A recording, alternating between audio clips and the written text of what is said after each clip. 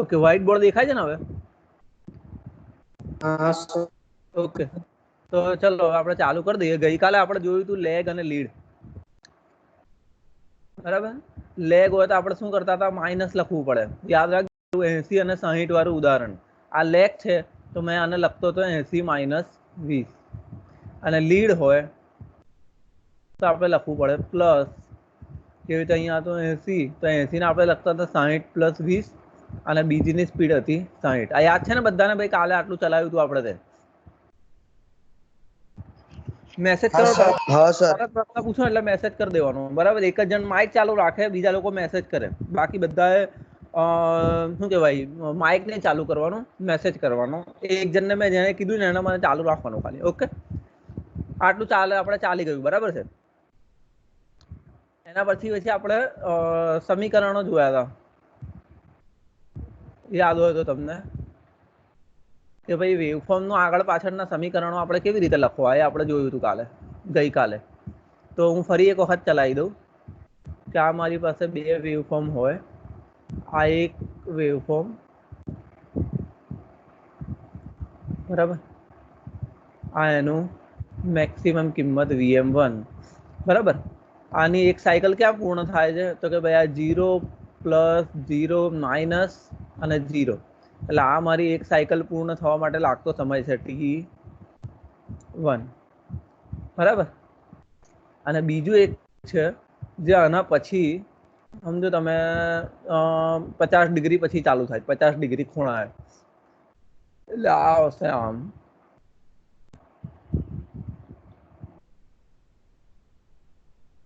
બરાબર. એટલે આ ક્યાં છે? 0 પ્લસ 0 માઇનસ 0. એટલે આની સાયકલ અહીં પૂર્ણ થાય છે. આ T2 ટાઈમ, બરાબર. આનો એકમ બી આ Vm1 જ છે. આ છે મારું V1, આ છે V2. હવે કોને ટાઈમ ઓછો લાગે છે? સાયકલ પૂર્ણ કરવા માટે V1 ને ઓછો લાગે છે, બરાબર ને? આપણે 0 થી માપીએ છીએ, એટલે V1 ને ટાઈમ ઓછો લાગે છે અને V2 ને ટાઈમ વધારે લાગે છે. તો હવે મને કહો કે આ જે V2 નો ટાઈમ છે એ વધારે છે, તો આગળ કોણ ને પાછળ કોણ? આગળ પાછળ કેવી રીતે નક્કી કરીશું આપણે? આપણી બાઇક નું ઉદાહરણ યાદ રાખો કે જેને સમય ઓછો લાગે એ કેવો હોય? આગળ હોય. અને જેને સમય વધારે લાગે તો એ ઓછી સ્પીડ થી ચાલતો હોય, બરાબર ને? એ પાછળ હોય. તો હવે મારે સમીકરણો લખવા છે. તો V1 ને હું પહેલા ધારો કે આવું લખી દઉં, Vm1 sin of omega t. તો પછી V2 ને શું લખી શકાય મારાથી? Vm1 sin of, હવે આ લેગ છે, V2 લેગ છે, બરાબર ને? V2 લેગ છે, પાછળ છે. તો શું કરવું પડશે મારે? Omega T minus theta. Minus theta. Theta કેટલો છે આપણે હમણાં અહીંયા? 50 ડિગ્રી, બરાબર ને? એટલે અહીંયા લખવાનું -50. એક આવી રીતે પણ લખી શકાય, બરાબર. બીજું કેવી રીતે લખી શકાય કે ધારો કે V2 ને હું આવું લખી દઉં, V2 બરાબર Vm1 sin of omega t. તો પછી V1 ને કેવી રીતે લખી શકાય? V1 ને મારે બતાવવાનો છે 50 આગળ, તો આને કેવું લખાય? Vm1 sin of, કેવી રીતે લખાશે? ઓમેગા ટી માં માઇનસ કરું કે પ્લસ કરું? પ્લસ કરવું પડશે, કેમ કે V1 તમારો આગળ છે, V1 આગળ છે અને V2 પાછળ છે. એટલે તમારે આમાં લખવું હશે તો અહીંયા પ્લસ કરવું પડશે આગળ વાળામાં, અને V2 માં લખવું હશે તો પછી એનું માઇનસ કરવું પડશે, કારણ કે એ પાછળ છે, બરાબર. આટલું આપણે તમે સમજી ગયા છો. હવે ગઈકાલે આપણે ચલાવી દીધું હતું, બરાબર છે? ઓકે. આનો સ્ક્રીનશોટ લેવો હોય તો લઈ લો તમારે. 1 મિનિટ. હા, હવે લઈ લો સ્ક્રીનશોટ લેવો હોય.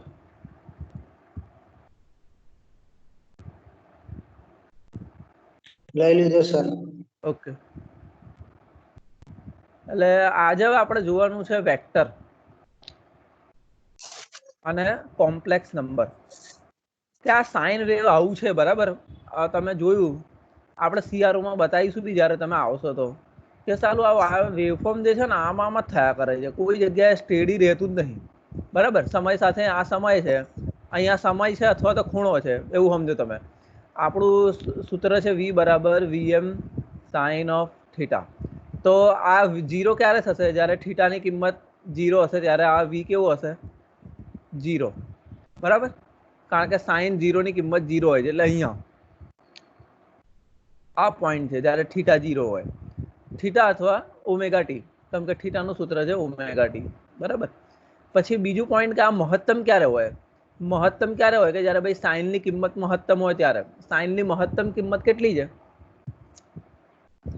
સાઇન થીટાની મહત્તમ કિંમત કેટલી છે? 90. ના ના, એની કિંમત કેટલી છે? કે -1, 0 અને 1 આવું હોય છે, બરાબર. સાઇનની કિંમતો -1, 0 અને 1, એટલે મહત્તમ કિંમત એની છે +1. તો +1 ક્યારે થશે? તો જ્યારે ભાઈ ઓમેગા ટી બરાબર થીટા બરાબર 90 ડિગ્રી થશે ત્યારે એની મહત્તમ કિંમત થશે. એટલે આ ખૂણો જે છે ને એ છે 90 ડિગ્રી. પાછું 0 ક્યારે થશે? તો કે સાઇન પાઈ એટલે 180 ડિગ્રી, બરાબર. પછી આ તમે યાદ રાખી લેજો, હા. 0 એ 0, 90 એ મહત્તમ, 180 એ પાછું 0, બરાબર. પછી 270, 180 વત્તા 90, એની સાઇનની કિંમત થશે -1, એટલે આ થશે તમારું માઇનસ દિશામાં, ઊંધી દિશામાં મહત્તમ, બરાબર. આ -vm, આ +vm, અને 360 જેવું થશે ને 2π, 360 એટલે 2π, તો પાછું આ થઈ જશે 0. 180 એટલે પાઈ, બરાબર. 90 એટલે π/2, અને 270 એટલે 3π/2. આનો ફોટો લઈ લો, ચાલો હવે તમે. એટલે આપણે વેક્ટર વાળું ચાલુ કરીએ. થઈ ગયું સર. ઓકે. હવે આનો સરવાળો બાદબાકી કેવી રીતે કરવા? તમે જ કહો મને. જે વસ્તુ કોઈ સ્ટેડી ના રહેતી હોય, સમજો, કોઈ એક સમયે એની એક કિંમત જ ના રહેતી હોય, એ સમય સાથે આમ કિંમત બદલ્યા જ કરે. આમ આ એક સાયકલ છે, બરાબર ને? એવી આપણા ઘરમાં 1 સેકન્ડમાં કેટલી સાયકલ થાય છે? તમે મને કીધું હતું. આપણી ફ્રીક્વન્સી કેટલી છે? 50 હર્ટ્ઝ ફ્રીક્વન્સી છે. એનો મતલબ 1 સેકન્ડમાં કેટલી સાયકલ થાય? 50 સાયકલ થાય. એટલે 50 વખત પોઝિટિવ થાય અને 50 વખત નેગેટિવ થાય. તો આવી વસ્તુઓના સરવાળા બાદબાકી કેવી રીતે કરવા? ધારો કે 2 કરંટ છે મારી પાસે. એક કરંટ છે I બરાબર I1 sin ઓમેગા ટી, અને બીજો કરંટ છે I બરાબર I2 sin of omega T -20. આના કરતા 20 ડિગ્રી પાછળ છે બીજો કરંટ. તો આના સરવાળા બાદબાકી કેમ ના કરવા? સરવાળા બાદબાકી ગુણાકાર ભાગાકાર, કેમ કે ડીસી માં તો આપણે બધું કરીએ છીએ ને. ડીસી માં તો 2 કરંટ હોય. ધારો કે આપણે કિર્ચોફ નો કરંટ નિયમ જોયો તો I બરાબર થાય I1 + I2, આવું હોય તો યાદ હોય તો તમને કે અહીંયાથી જો 50 જતો હોય ને અહીંયાથી 50 જતો હોય તો અહીં કેટલો આવે? 100 આવે. કેમ કે આ બેનો સરવાળો જંકશન પાસે ભેગા મળતા વિદ્યુત પ્રવાહોનો એલ્જિબ્રિક સરવાળો 0 હોય છે. એવું આપણે ગયા વખતે KCL ભણ્યા હતા. તો ડીસી માં તો આવો સરવાળો બાદબાકી થઈ શકે. કેમ કે એની કિંમત નથી બદલાતી, એની દિશા બી નથી બદલાતી. તો પણ આ એસી માં આવા સરવાળા બાદબાકી પછી કરવા કેવી રીતે? કારણ કે આ તો કિંમત બી બદલ્યા કરે છે પોતાની, બરાબર, અને દિશા બી બદલ્યા કરે છે. તો પછી આનો સરવાળા બાદબાકીને બધું કરવું કેવી રીતે? તો આના માટે પછી સદિશની રીત વિકસાવી છે. સદિશની રીત એટલે શું કરવાનું? કે આ જે વેવફોર્મ છે ને આપણું સાઇન વાળું, v બરાબર vm sin ઓમેગા ટી, એને આપણે દર્શાવી દેવાનું સદિશની રીતે. સદિશનું તમને ખબર છે ને? સદિશ એટલે કોઈ દિશામાં હોય એને આપણે સદિશ કહીશું. જેમ કે સમજો તમે, આપણે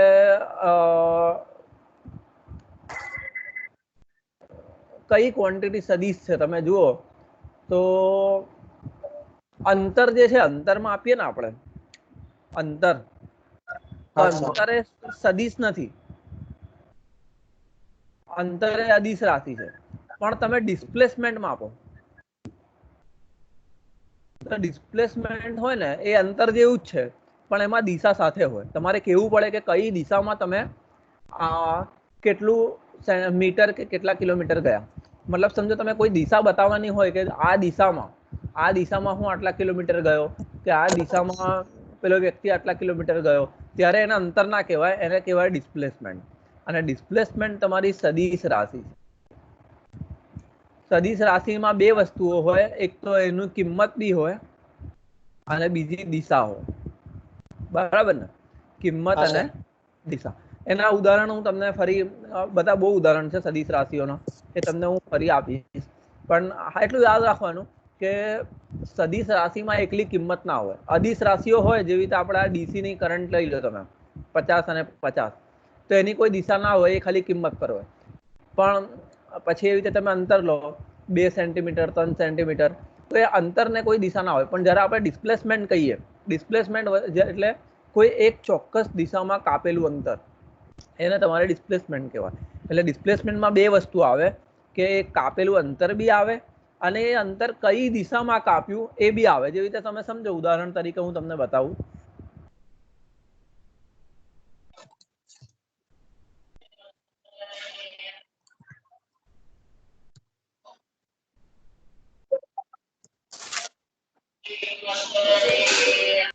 માઇક બંધ કરજો, અવાજ આવે છે.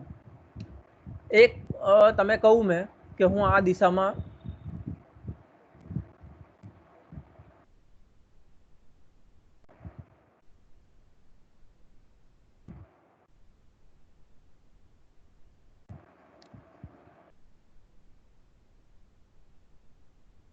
હું આ દિશામાં 50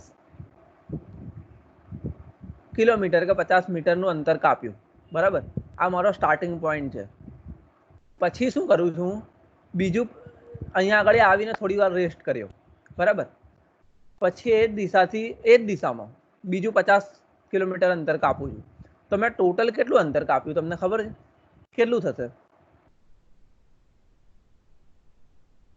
હલો, 100 કિલોમીટર થશે, બરાબર? 100 કિલોમીટર થશે. જ્યારે એક જ દિશામાં હું 50 કાપું છું, બરાબર? હવે આ જ ઉદાહરણને તમે સમજો કે હું આ દિશામાં 50 કિલોમીટર ચાલ્યો, પછી અહીંયા આવીને રેસ્ટ કરી ગયો, બરાબર? હવે અહીંથી 4 દિશાઓ છે, તમે જોજો. આ 1 2 3 અને 4 દિશાઓ છે, બરાબર? આપણી એ તો ખબર ને બધાના? હા સર. ઉત્તર, દક્ષિણ, પૂર્વ, પશ્ચિમ, બરાબર? હવે મેં એવું સમજ્યું, ચાલો આ દિશામાં હું નથી જતો, હું આમ ઉપર જઉં છું બીજા 50 કિલોમીટર. મારી જે ઓરિજિનલ દિશા હતી ને એ છોડી દીધી હું, આમ હતી, બરાબર? એને છોડી દીધી અને હું હવે દિશા બદલીને એનાથી 90 ના ખૂણે ચાલવાનું ચાલુ કરી દીધું, બરાબર? 4 દિશા વચ્ચેનો ખૂણો 90 ડિગ્રી છે, એ તો ખબર ને બધાને? આમ.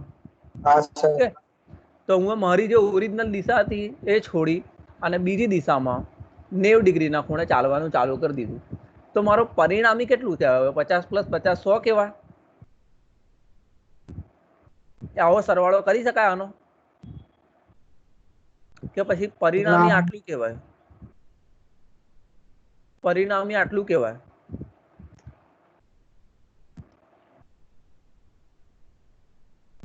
આ પરિણામી કેવી રીતે શોધી શકાય? કાટકોણ ત્રિકોણમાં કેવી રીતે શોધી શકાય પરિણામી? કાટકોણ ત્રિકોણમાં કર્ણ છે ને, આ કર્ણ, તો કર્ણનું માપ બરાબર શું કહેવાય? પાયથાગોરસ નો નિયમ તમને નહીં ખબર? પાયથાગોરસ કર્ણ બરાબર કર્ણનો વર્ગ બરાબર બંને બાજુઓના વર્ગોનો સરવાળો. આ નહીં ખબર તમને? હા સર. ખબર છે? ખબર હોય તો મને મેસેજ કરો, ના ખબર હોય તો ના કહો, તો ખબર પડે ભાઈ.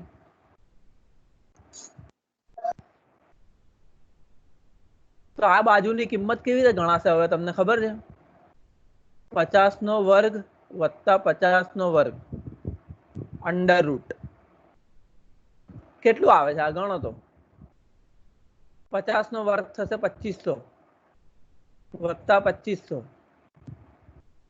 બરાબર, √5000 5000 નું વર્ગમૂળ કેટલું થાય? તો આપણે કેલ્ક્યુલેટર કાઢીએ,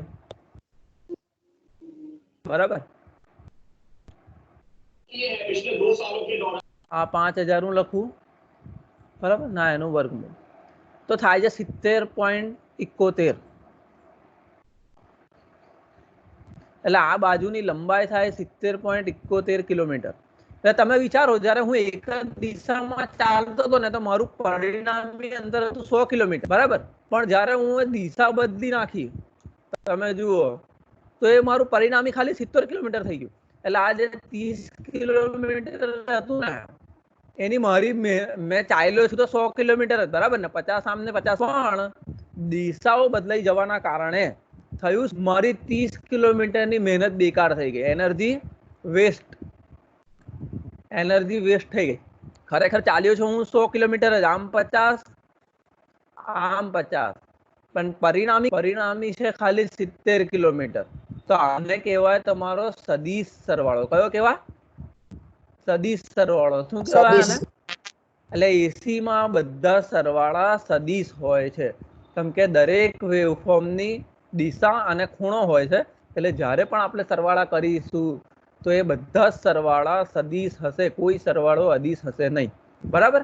ખબર પડી ગઈ બધાને? આટલું આ ખબર પડી ને ભાઈ? મેં હું ચાલવાનું જે ઉદાહરણ આપ્યું તમને દિશામાં, તે હા સર। તો સ્ક્રીનશોટ લઈ લેવાનો, બીજું એક ઉદાહરણ આપી દઉં છું એટલે તમને આઈડિયા આવી જાય। થઈ ગયો સર। ઓકે, બરાબર। હવે સમજો, હું પાછું ચાલવાનું ચાલુ કરું છું એક દિશામાં, હું 50 કિલોમીટર ચાલ્યો, પાછી મારી પાસે 4 દિશાઓ છે। હવે હું જે દિશામાંથી આવ્યો હતો ને, એ જ ઊંધી દિશામાં ચાલવાનું ચાલુ કરી દીધું આમ, અને બીજા 20 કિલોમીટર ચાલી નાખ્યું અહીંયાથી, તો મારું આ પરિણામી કેટલું રહ્યું? ખાલી 30 કિલોમીટર। તમે સમજી ગયા? હવે આ હું શું કહેવા માંગુ છું તે, આ સરવાળામાં દિશાનું મહત્વ છે, દિશાનું। તમે કેટલું ચાલો છો એ મહત્વનું નથી, આમાં મહત્વનું છે તમારી દિશા। કેમ કે જો તમે અહીં બી ચાલ્યા તો 70 કિલોમીટર છો, સમજો છો તમે વાતને? 50 તો તમે ઓલરેડી ચાલી જ નાખેલું, અને બીજું 20 બી ચાલ્યા છો તમે, પણ તમારું પરિણામી કેટલું રહે છે? જો તમે 30 કિલોમીટર ચાલતા ને તો બી અહીં પહોંચી જતા, ખરેખર આમ જોવા જાય તો। એક જ દિશામાંથી ચાલવાનું ચાલુ કરીને જો 30 કિલોમીટર તમે ચાલ્યા હોત ને, તો તમે અહીંયા ઓલરેડી પહોંચી જતા જ્યાં તમે 70 કિલોમીટર ચાલીને પહોંચ્યા છો। ખબર પડે હું કહેવા માંગુ છું હું તમને? હા સર। ખબર પડી ગઈ ને ભાઈ કે એસી ના સરવાળા કેવા હશે? દિશાવાળા હશે। એટલે તમે ડાયરેક્ટ આવું ના કરી શકો 50 + 20, તમારે જોવું પડશે કે ભાઈ 50 કઈ દિશામાં છે અને 20 બીજું છે એ કઈ દિશામાં છે, આમ છે, આમ છે, આમ છે, કઈ દિશામાં છે, અને એ દિશા મુજબ પછી એના સરવાળા બાદબાકી કરવાના છે। તો એસી ના જે, આને સ્ક્રીનશોટ લેવો હોય તો લઈ લો તમે।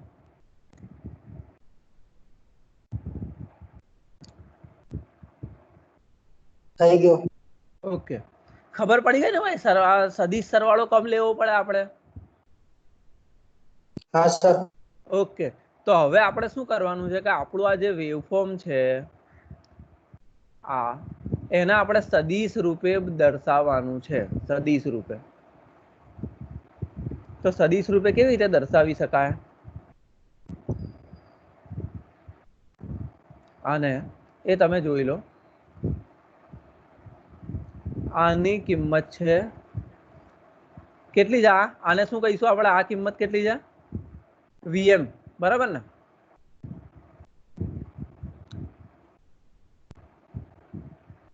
તો હું અહીંયા Vm લંબાઈનો સદિશ દોરું છું, અને આ Vm લંબાઈનો સદિશ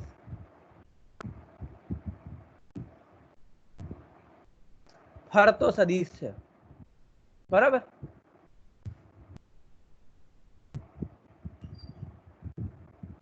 સદિશની લંબાઈ તો Vm જ છે, પણ એ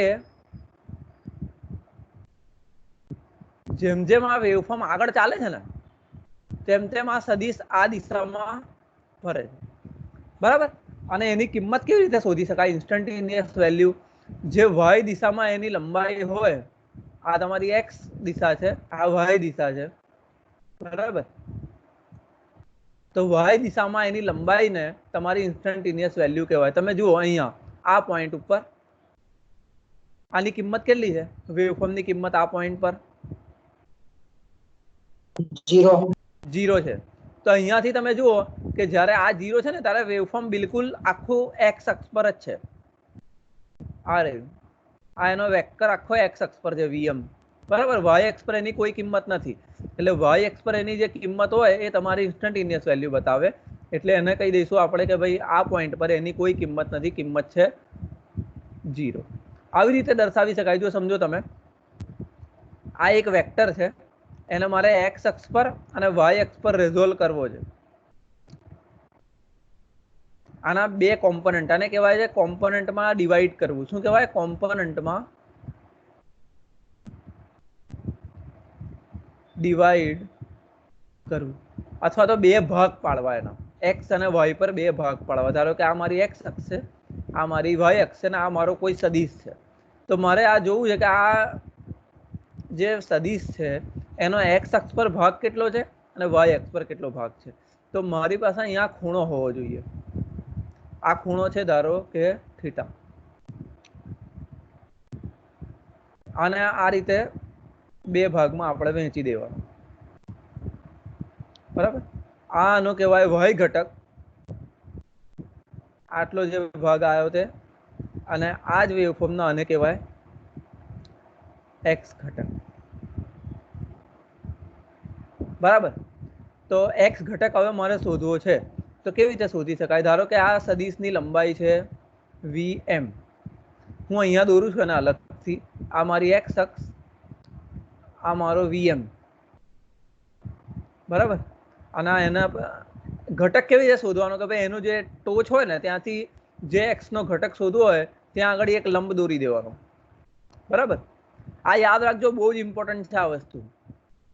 આ ખૂણો થઈ ગયો થીટા, આની કિંમત છે vm.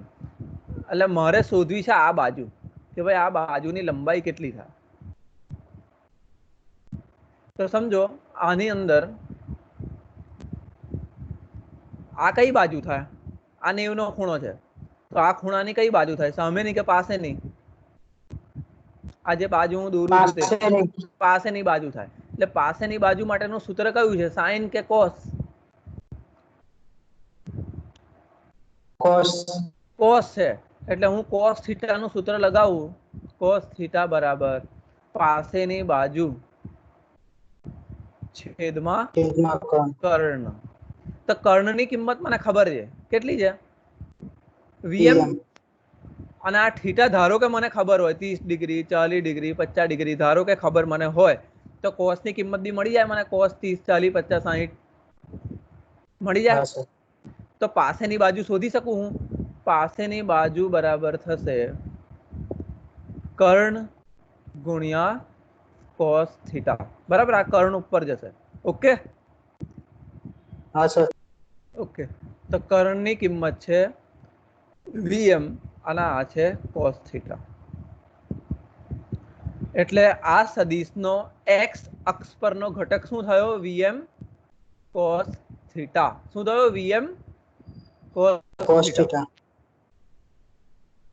હવે મારે y ઘટક શોધવો છે. ધારો કે આનો સ્ક્રીનશોટ લઈ લો, એટલે પછી હું y ઘટક પર જાઉં.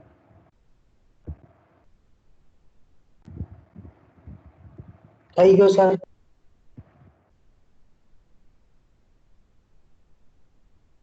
y ઘટક કેવી રીતે શોધાશે? આ મારી x એક્સિસ, આ મારી y એક્સિસ, બરાબર. અને આ હતો vm, બરાબર. અને આ ખૂણો હતો થીટા. તો આને x પર લંબ દોર્યો તો આપણને મળ્યો x ઘટક.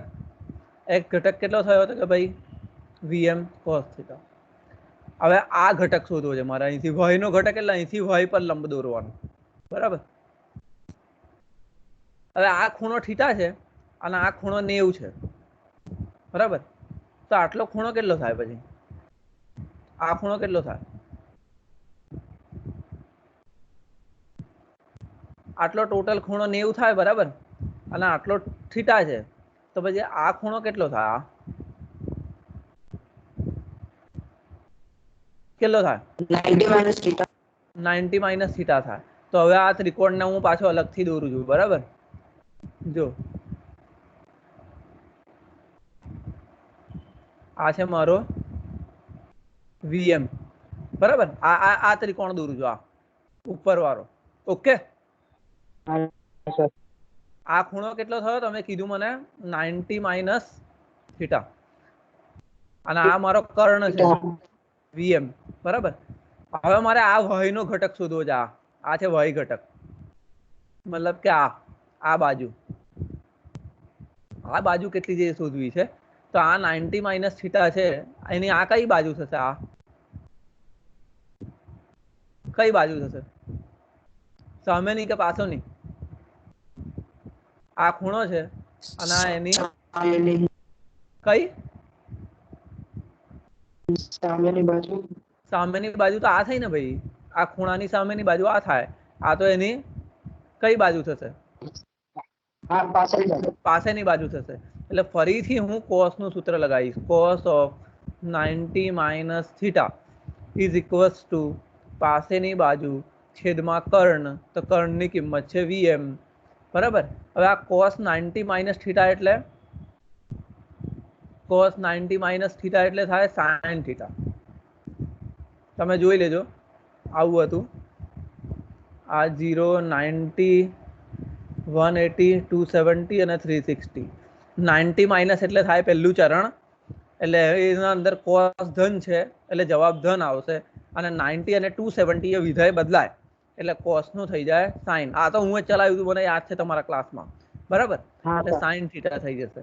એટલે આ થઈ ગયું sin થીટા. આ વીએમ ઉપર ગુણાશે એટલે થઈ જશે તમારી પાસેની બાજુ. એટલે આનો કિંમત આવી છે વીએમ સાઇન ઓફ થીટા. આ થઈ ગયો તમારો y ઘટક. એટલે આ રીતે તમે ઘટક શોધી શકો. તમને ખૂણો ખબર હોવો જોઈએ અને cos થીટા sin થીટા ખબર હોવી જોઈએ. પણ જો આટલું બધું ડીપમાં તમારા દિમાગમાં ના યાદ રહેતું હોય તો હું તમને એક શોર્ટકટ બતાવું છું. એ શોર્ટકટ તમારે યાદ રાખવાનો, જેનાથી તમને ઇઝીલી ખબર પડી જશે કે x ઘટક શું થાય અને y ઘટક શું થાય. આનો સ્ક્રીનશોટ લઈ લો એટલે હું બતાવી દઉં તમને.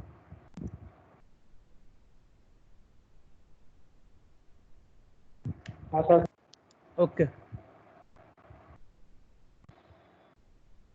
કેવી રીતે શોધ્યું આપણે? આ હતી મારી x એક્સિસ અને આ હતી y એક્સિસ. આ હતો મારો વીએમ અને આ હતો ખૂણો, બરાબર, થીટા. તો x ઘટક શું મળ્યો મને?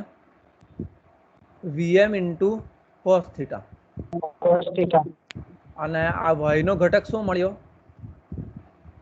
y બરાબર વીએમ sin થીટા. એટલે તમારે એટલું યાદ રાખી લેવાનું કે જે એક્સિસ સાથે ખૂણો બનતો હોય, જે અક્ષની સાથે ખૂણો સદિશનો બનતો હોય તે અક્ષનો ઘટક હંમેશા cos હશે. શું યાદ રાખી લેવાનું? કે જે એક્સિસ સાથે ખૂણો બનતો હોય, અહીંયા ખૂણો કોની સાથે બને છે? તો ભાઈ x ની સાથે બને છે, બરાબર. એટલે એનો ઘટક કેવો હશે? cos. અને બીજો ઘટક ઓટોમેટિક sin હશે, બરાબર. એટલે x હશે વીએમ cos થીટા, બરાબર. કેમ કે ખૂણો કોની સાથે બને છે? x ની સાથે. અને બાકીનો ઘટક કયો રહ્યો? y.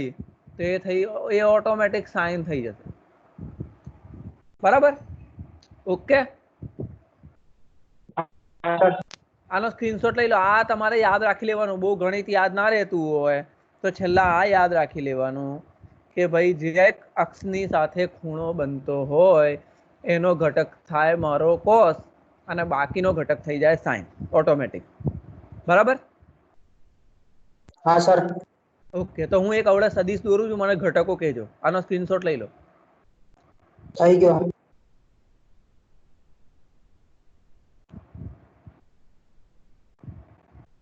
આ મારી x એક્સિસ, આ મારી y એક્સિસ.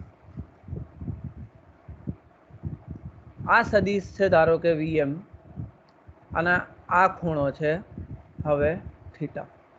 તો મને કહો આ ઘટક શું થશે અને આ ઘટક શું થશે? આ છે ધારો કે ઘટક નંબર y અને આ છે ઘટક નંબર x. હવે તમે જોઈ લેજો મારું લોજિક શું હતું તે. ખૂણો કઈ x સાથે બને છે હવે?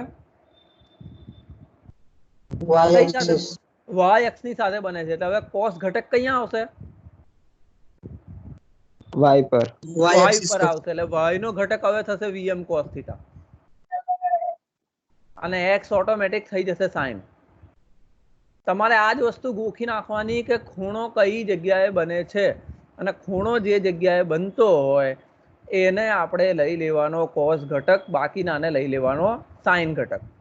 Okay okay okay sir. હવે આનો એકાદ દાખલો જોઈએ આપણે. તમને ધારો કે આપેલો છે એક સદિશ આ રીતના, એની લંબાઈ તમને આપેલી છે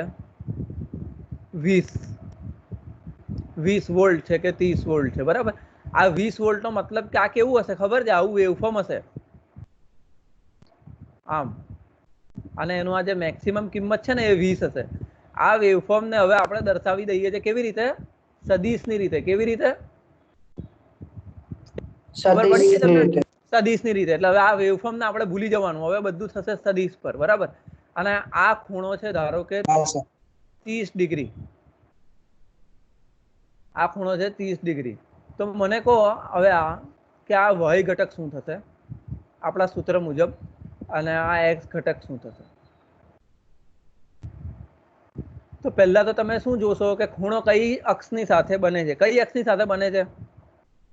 y અક્ષની સાથે. એટલે cos ઘટક આવશે y ઉપર, બરાબર.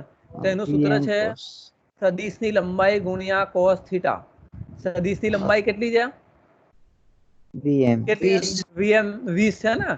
vm જોવાનું પણ આપી કેટલી છે તે જોવાની, બરાબર. દાખલામાં 20. આ તો vm તો આપણે એક ઉદાહરણ તરીકે લીધું છે. દાખલામાં તો તમને લંબાઈ આપેલી હશે, vm નહીં આપેલું. અને ખૂણાની કિંમત કેટલી છે? ખૂણાની 30. ઓકે.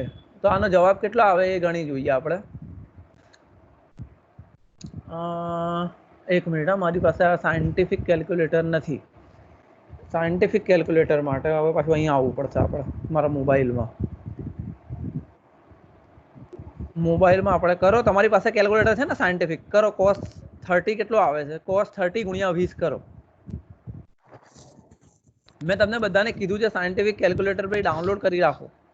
એસી સર્કિટમાં બહુ જરૂર પડવાની છે, એના વગર નહીં મેર પડે તમારો. મોબાઈલમાં ડાઉનલોડ કરી નાખો.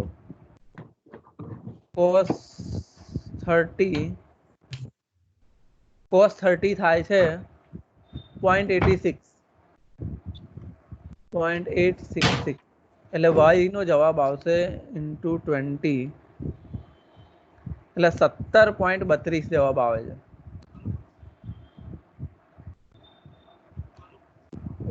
y થઈ જાય છે મારો 17.32 અને x થઈ જશે. x નું શું થશે હવે એ બોલો તો?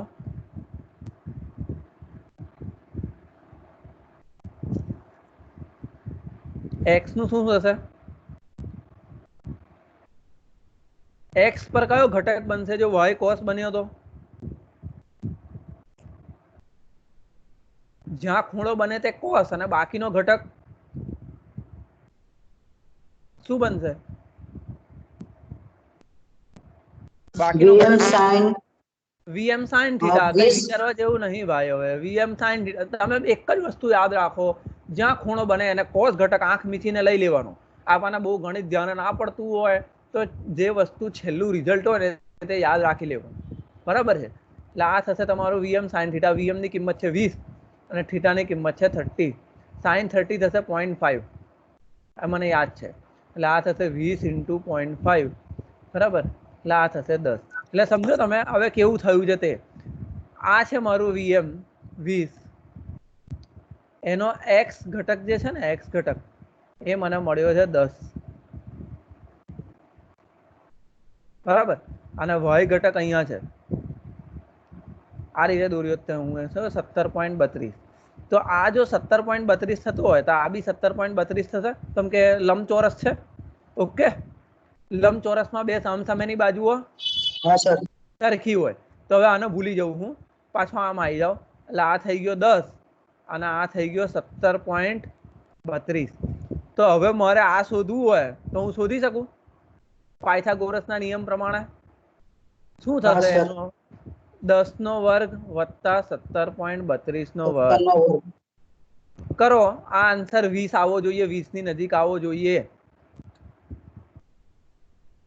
આવશે જ, કારણ કે 20 ના બે ઘટકો આપણે પાડેલા છે. ઓકે કરો. 10 નો વર્ગ આપણે કરીએ, જો આમાં કેલ્ક્યુલેટર છે ને, આ તો ચાલશે. પહેલા કરું હું, 10 નો વર્ગ. આ 10 નો વર્ગ મને ખબર જ છે 100 છે, બરાબર. એટલે હું કરું હવે 17.32 નો વર્ગ. 300 છે એપ્રોક્સિમેટલી, બરાબર. એના અંદર 10 નો વર્ગ ઉમેરવાનો એટલે 100 ઉમેરવાના, બરાબર. આ આવ્યું 400, એના અંડર રૂટ કરીશું. જો જવાબ આવે છે 19.99, એટલે ઓલમોસ્ટ જવાબ છે 20. ઓકે, ખબર પડી ગઈ આ સદીશોના સરવાળા કેવા છે? આટલું આઈડિયા આવી ગયો. એટલે આપણે શું કરેલું છે કે આ એક 20 જ છે, એના આપણે બે ભાગ પાડેલા છે. એટલે સમજો મારી પાસે 100 ની નોટ છે ને, 100 ની નોટ, તો એને બે પચ્ચા કરી નાખી મેં. ઓકે, એટલે બે પચ્ચાનો પાછો સરવાળો કરીશ તો છેલ્લે રહેશે તો 20 જ, એટલે 100 જ રહેશે. એવું છે કે આ 20 ના બે ઘટક કર્યા છે, એક x ઘટક અને બીજો y ઘટક. એ ઘટકોનો તમે પાછો સરવાળો જો કરશો ને તો પાછો જવાબ તો એટલો જ આવશે. પણ આ સરવાળો આપણો 50 વત્તા 50 100 જેવો નથી. આ સરવાળો કેવો છે? કેવો છે સરવાળો? સદિશ સરવાળો છે. ઓકે, આટલું પૂરું. હવે આપણે આવીએ છીએ કોમ્પ્લેક્સ નંબર પર. કોમ્પ્લેક્સ નંબર જેને આપણે ગુજરાતીમાં કહીએ છીએ સંકર સંખ્યાઓ. તો સંકર સંખ્યાઓ કેવી હોય છે તમને ખબર છે? 3 વત્તા i5, 2 વત્તા i4, આવી સંખ્યાઓ હોય છે. યાદ છે તમને આવું? પણ આપણે આઈ કરંટ માટે વાપરીએ છીએ ઇલેક્ટ્રિકલમાં, એટલે આની જગ્યાએ આપણે વાપરીશું જે. એટલે ત્યારે તમે જેટલી બી સંકર સંખ્યાઓ આપણી બુકમાં જોશો એમાં આવું લખેલું હશે: 3 + j5, 2 + j4, 6 - j3. ઓકે, આઈ ની જગ્યાએ આપણે વાપરીશું જે. હા સર. અને આ આઈ છે શું ખરેખર? -1 બરાબર છે જે નો વર્ગ. એટલે એક જે છે ને, એક જે એ છે √ -1. આ યાદ રાખી લેજો. જે નો વર્ગ બરાબર છે શું? -1.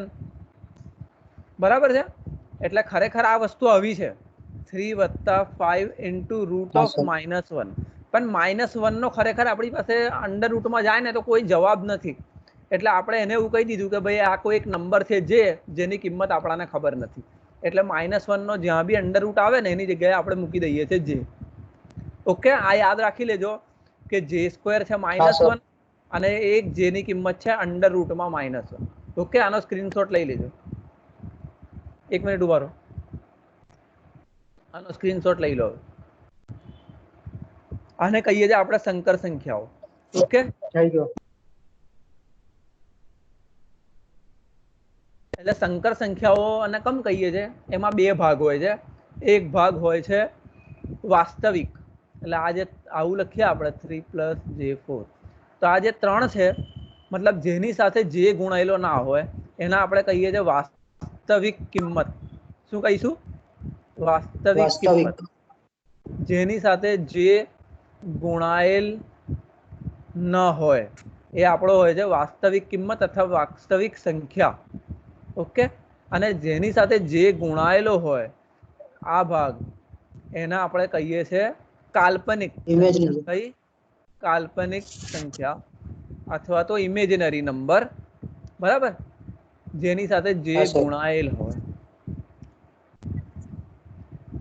ઇમેજનરી કમ કહીએ છીએ અને મેં તમને કીધું કે જેની કિંમત છે વર્ગમૂળમાં -1. પણ વર્ગમૂળમાં કોઈ દિવસ માઇનસ સંખ્યાઓ ના આવી શકે. એટલે આનો આપણી પાસે કોઈ જવાબ જ નથી કે જ્યારે વર્ગમૂળમાં માઇનસ સંખ્યા આવે તો એનો જવાબ શું, આપણી પાસે કોઈ આન્સર નથી. એટલે આપણે એને કહી દીધું કે ભાઈ આ જે કોઈ ઇમેજનરી નંબર છે જેની આપણને કિંમત ખબર નથી. એટલે તમને સંકર સંખ્યાઓમાં વાસ્તવિક કિંમત ઓળખતા આવડવી જોઈએ અને કાલ્પનિક કિંમત ઓળખતા આવડવી જોઈએ. વાસ્તવિક કોને કે ભાઈ જેની સાથે જે ગુણાયેલો નથી એને આપણે કહીશું વાસ્તવિક, અને જેની સાથે જે ગુણાયેલો છે એને આપણે કહીશું કાલ્પનિક. ઓકે हाँ सर। ઓકે, હવે આને હા દર્શાવીએ સર. છીએ કેવી રીતે, આનો સ્ક્રીનશોટ લેવો હોય તો લઈ લો.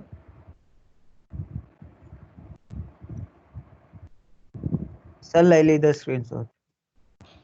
આને દર્શાવીએ છીએ કેવી રીતે, તો ભાઈ કોમ્પ્લેક્સ નંબરને બે રીતે દર્શાવાય છે. એક છે પોલારની રીત,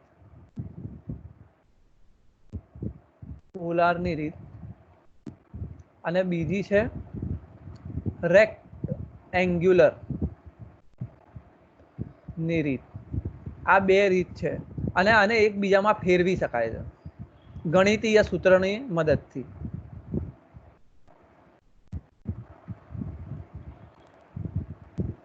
આને એકબીજામાં ફેરવી બી શકાય કે જો પોલારમાં કિંમત આપેલી હોય તો એને રેક્ટેન્ગ્યુલરમાં લઈ જઈ શકાય, અને રેક્ટેન્ગ્યુલરમાં કિંમત આપેલી હોય તો એને પોલારમાં લઈ જઈ શકાય, પણ એના ગણિતીય સૂત્રો છે જે આપણે યાદ રાખવા પડે. હવે આ કન્વર્ઝન કે ભાઈ પોલારમાંથી રેક્ટેન્ગ્યુલર કરો, રેક્ટેન્ગ્યુલરમાંથી પોલારમાં કરો, 2 થી 4 માર્ક્સમાં પૂછાય જ છે.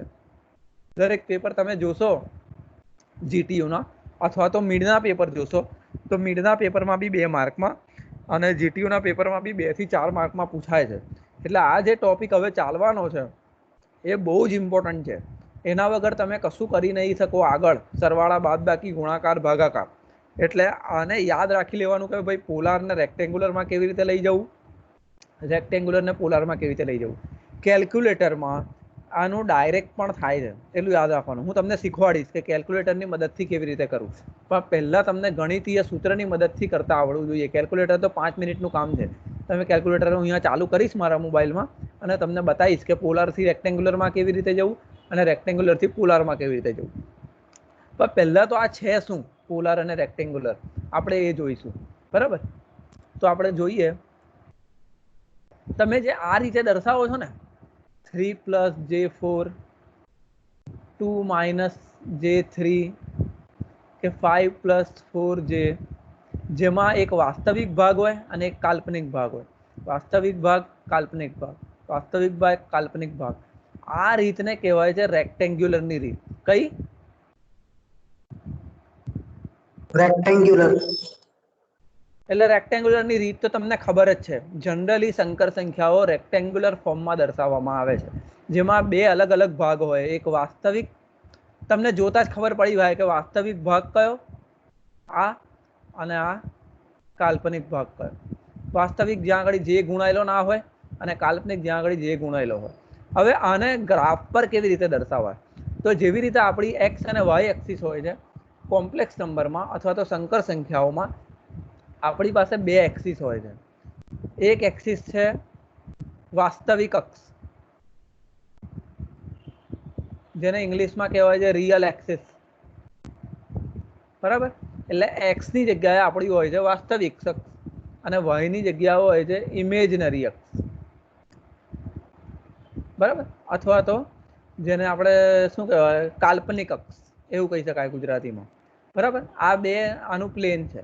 હવે આને દર્શાવી હોય મારે આ સંખ્યા 3 + J4 ને અહીંયા, તો હું કેવી રીતે દર્શાવી શકું, અથવા તો આ સંખ્યા છે 2 - J3 મારે એને અહીંયા દર્શાવી હોય તો કેવી રીતે દર્શાવી શકું એ આપણે જોઈએ. તો પહેલી સંખ્યા છે મારી 3 + J4. ઓકે, એમાં 3 કેટલું છે, કયું છે, વાસ્તવિક છે કાલ્પનિક છે? वास्तविक। વાસ્તવિક છે. તો વાસ્તવિક અક્ષ પર આપણે જવાનું 3, 1 2 અને 3. આ થઈ ગયું મારું 3. એ 3 પરથી તમારે એક લાઈન દોર દેવાની સીધી આમ. ઓકે, ખબર પડી ગઈ બધાને શું કર્યું તે? हाँ सर। હવે હા કાલ્પનિક સર. પર કેટલું છે, 4 છે. તો કાલ્પનિક પર જવાનું 4, 1 2 3 અને 4. અને એમાંથી બી એક લાઈન દોર દેવાની પાસ થતી. ઓકે, હવે મારી 3 + J4 ક્યાં આવશે મને બતાવો. તમને આઈડિયા આવે છે ક્યાં આગળ આવશે 3 + J4? આઈડિયા આવે છે કઈ? સર બે લાઈન ભેગી થાય છે ઉપર ત્યાં. હા, એ સીધું લોજિક છે. જ્યાં બે લાઈનો ભેગી થાય, આ 3 અને આ 4, એટલે આ જે બિંદુ છે ને મારું, જે આ બિંદુ છે મારો 3 + J4. ઓકે, સમજ પડી ગયા બધાને? હા સર. તો જો હા તમે સર, અહીંયા જુઓ ખબર ને, તો પડી ગઈ. અહીંયા એક ચોરસ જેવું બને છે. આ એક આમ આમ આમ અને આમ, એટલા માટે આને કહેવાય છે રેક્ટેંગ્યુલર. રેક્ટેંગલ એટલે કે ચોરસ અથવા તો લંબચોરસ જેવા આકારને રેક્ટેંગલ કહેવાય. એટલા માટે આને કહેવાય છે રેક્ટેંગલની રીત, સંખ્યા દર્શાવવાની રેક્ટેંગલની રીત. ઓકે, હવે બીજી એક સંખ્યા છે, એ આપણે જોઈ લઈએ, પછી પોલર કાલે જોઈશું. ઓકે, આનો સ્ક્રીનશોટ લેવો હોય તો લઈ લો. કન્વર્ઝન કાલે 9:30 વાગે જોઈશું. આપણું ટ્યુટોરિયલ છે પાછું, બરાબર? હા સર. લઈ લીધો? હા સર, ઓકે, લઈ લીધો. હા, હા હા. લઈ લીધો. હવે મારે દર્શાવવો છે, ધારો કે 2 - 3 છે, તો 2 કઈ છે? આ થઈ ગઈ મારી રિયલ એક્સિસ, આ થઈ ગઈ ઇમેજનરી એક્સિસ. ઓકે, ચલો હવે યસ સર. આ 2 કયો છે, રિયલ કે ઇમેજનરી? એક્સ એક્સિસ પર. વાસ્તવિક છે કાલ્પનિક? વાસ્તવિક. વાસ્તવિક છે, કારણ કે એની જોડે જે ગુણાયેલો નથી. તો 2 જવાનું અહીંયા, 1 2. ઓકે, હવે યસ સર. તમારે જો -3 છે, આ -3 છે, બરાબર? સંખ્યાનો ચિહ્ન તમારે લેવું પડે. હા -3 સર. છે, એ ઇમેજનરી છે. તો હવે આપણે ઉપર બતાવીશું કે નીચે બતાવીશું? નીચેની સાઈડ. નીચે સાઈડ, કેમ કે આ ચરણો યાદ રાખી લેજો. નીચે માઇનસ આમ હોય એટલે છે હા, પ્લસ, આમ હોય છે પ્લસ, આમ હોય છે માઇનસ, અને આમ હોય છે માઇનસ. માઇનસ. એટલે હમણાં માઇનસ દર્શાવી છે તો નીચે આવવું પડશે. હા, એટલે આ થઈ ગયું તમારું -1, આ થઈ ગયું -2, ને આ થઈ ગઈ -3. એટલે 2 માંથી પાસ થતી લાઈન દોર દો પહેલા. ઓકે, એવી રીતે આ 3 માંથી પાસ થતી લાઈન દોર દો. એટલે આ જે બિંદુ બન્યું મારું, બે નું છેદ બિંદુ, એ છે તમારું 2 - J3. ઓકે, જો પાછો અહીંયા ચોરસ બને છે, હા તમે સર. જોશો તો અહીંયા ચોરસ બનશે આમ. એટલે આ ચોરસ ના લીધે આને કહેવાય છે રેક્ટેંગલની રીત. ખબર પડી ગયા ને રેક્ટેંગલ ની રીત કમ કે છે? હા સર. અને રેક્ટેંગલ હા ને સર. ઓળખવું કેવી રીતે? તો ભાઈ એમાં વાસ્તવિક અને કાલ્પનિક ઈઝીલી જોવાતા જ હશે. તમને ખબર જ પડી જશે જોઈને જ કે રિયલ પાર્ટ કયો, ઇમેજનરી પાર્ટ કયો, બરાબર? અને એને જ્યારે આપણે દર્શાવીએ છીએ ગ્રાફ ઉપર, તો એક ચોરસ જેવો આકાર બને છે. એ ચોરસ જેવા આકારના લીધે એને કહેવાય છે રેક્ટેંગલની રીત. ઓકે, તો સ્ક્રીનશોટ લઈ લો. હવે કાલે 1 મિનિટ, સ્ક્રીનશોટ લઈ લો એટલે હું રેકોર્ડિંગ બંધ કરી દઉં. હા સર, થઈ ગયો. સર, લઈ લીધો સ્ક્રીનશોટ. ઓકે, તો પછી હું આનું રેકોર્ડિંગ બંધ કરી દઉં.